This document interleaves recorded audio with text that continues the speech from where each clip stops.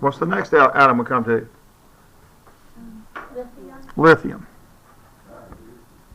Okay, how many total number of electrons do I have in lithium? 3.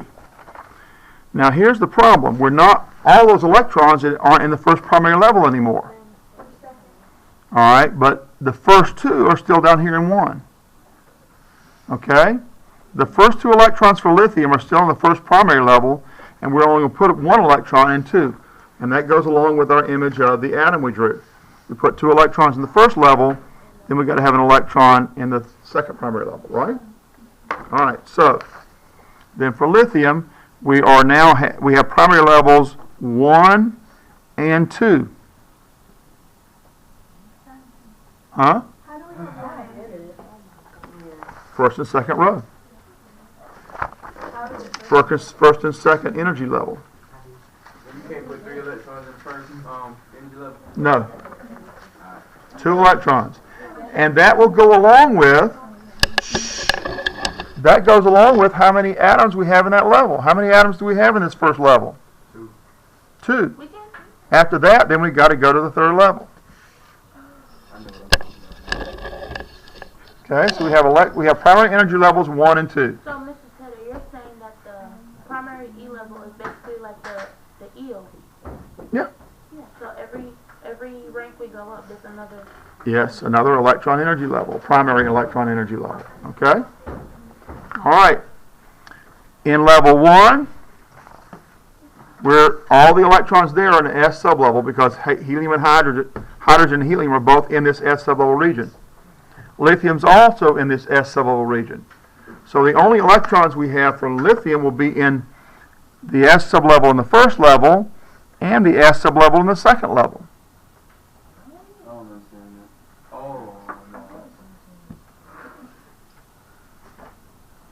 How do you know the difference?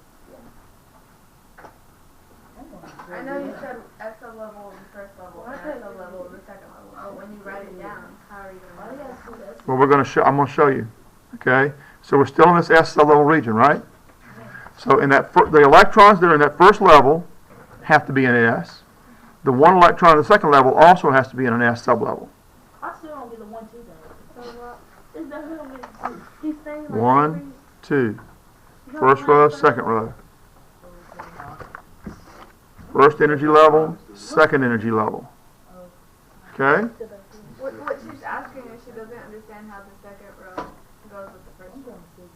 How does it go? How they go together? How it's 1 and 2.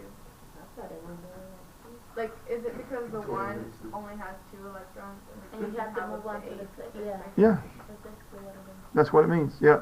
So every time it's going to be like 1, 2, 1, 2, 3, 1, 2, 3. Pretty much. Only we're going to be more complex with the sublevel regions here in a minute. More complex. Okay? We're going to build on it.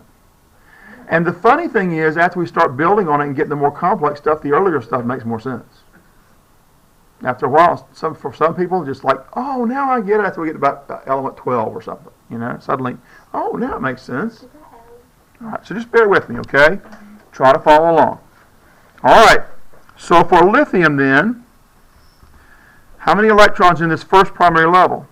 2. 2 of them, and both those electrons are in an S sublevel, so we're still going to write 1 S2, because we got 2 electrons in the first energy level, first primary energy level. There's an S sublevel there, and then we're going to go to the second energy level, where another electron is in an S sublevel. So and there's 1 of them. Should there be a space between those, or then like go with like 1 level?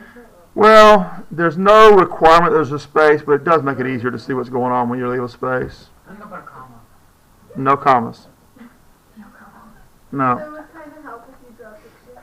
What now? It would kind of help if you draw pictures to know where your electrons are. If we draw Just like you did. You go back and look at the picture. right here.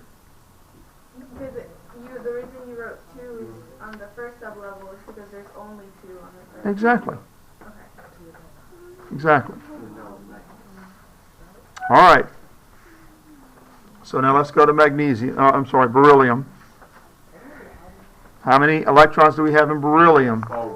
4 of them. You don't know, dude. What primary energy levels are the electrons in beryllium? 1, 2. 1 and 2. First and second row. All the electrons are in what sublevel regions? S and S. Okay. So for beryllium then, we're going to write 1 S, 2 electrons in the first. Okay. 1 S and then 2 S 2. 2s2. Yeah, you got it. Wait, but where's the? Because there's 4. So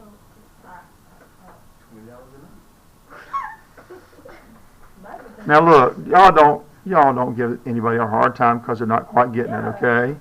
Some people get this like that, and some people take a few minutes. It's okay. All right?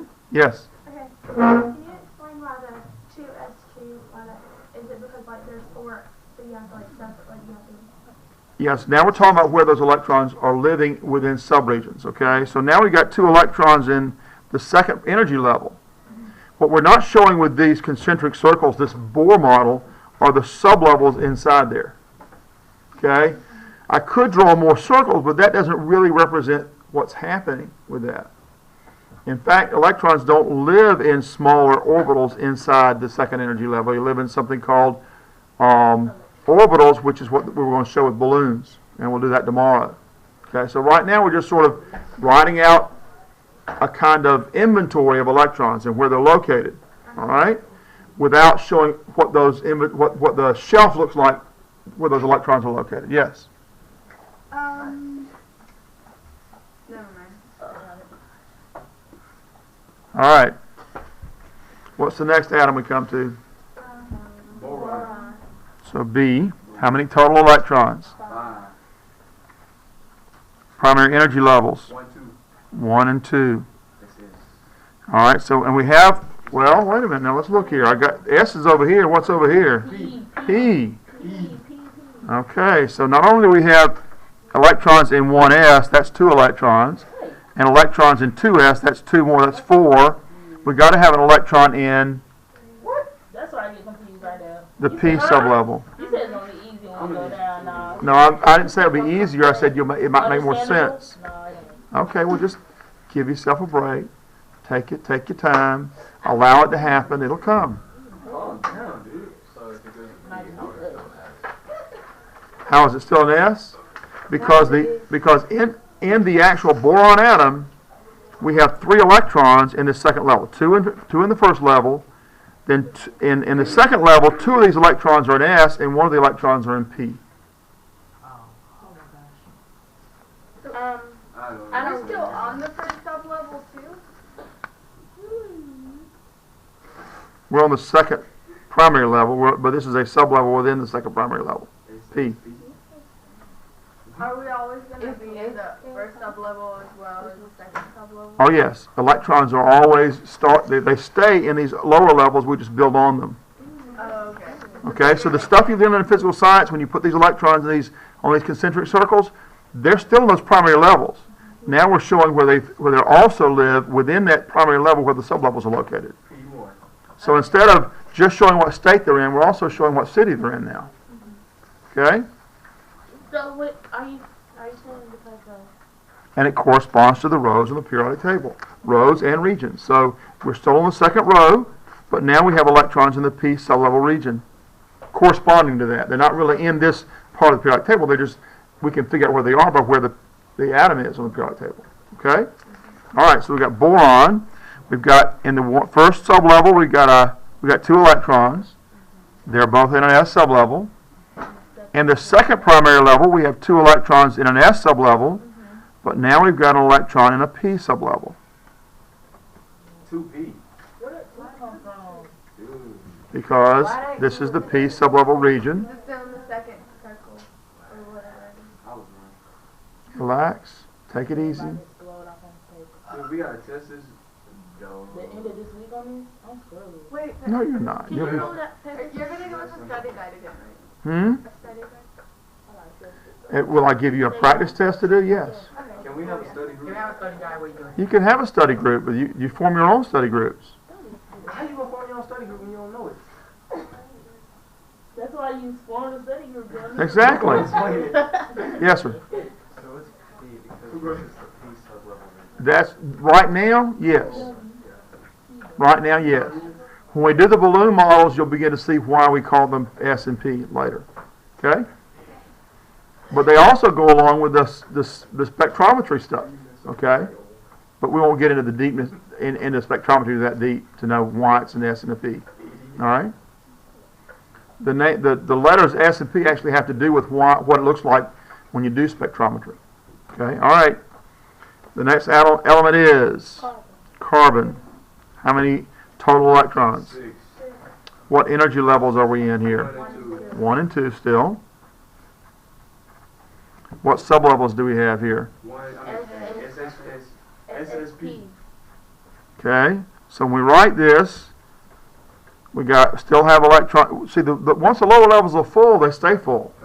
Okay, so 1s2 is still going to be full with 2 electrons. 2s2 is still full with 2 electrons, and the remaining 2 electrons are going to go in P. 2p2. Oh my gosh. Well, you never know. She might be getting it. Give her a break.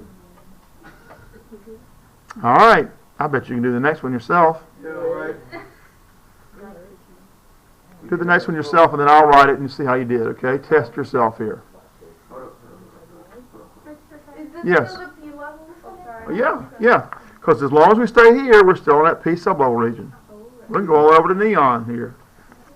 What are these notes on? We already said that. Well, I'm not asking you, am I? No. What are these notes on? They already said it. What's the question? What's the title of these notes? You said it already. Leave me alone. We are learning the structure of the electron cloud. Learning the structure of the electron cloud, if you want to have a title for it. Yes, or simply the structure of the electron cloud. Yes. Okay, can you explain about the electron? What? I don't understand I don't understand. the electron configuration at all. Okay, what we're doing here, how many of you ever done an inventory in a store?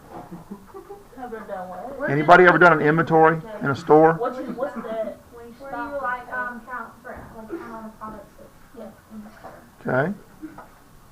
All right, in a store, periodically, I don't know. What do you got? the employees go through and count every product on the shelves.